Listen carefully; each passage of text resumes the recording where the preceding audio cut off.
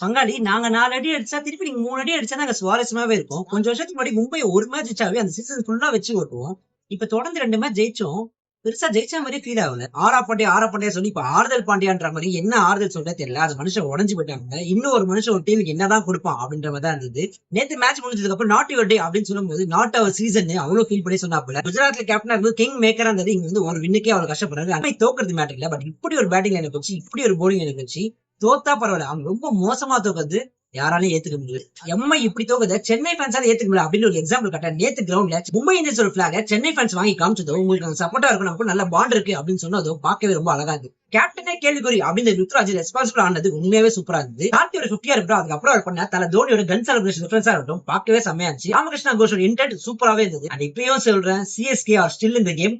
அடுத்த 5 match 4 match ஜெயிச்சா போதும் சொல்றாங்க. சிஎஸ்கே பிளே ஆஃப்ல போகாதா அப்படி கமெண்ட் பாக்ஸ் மென்ஷன் பண்ணுங்க. ஃபார் மோர் கிரிக்கெட் சினிமா குடி பாலாண்மைக்கு ஃபாலோ பண்ணிக்கோங்க.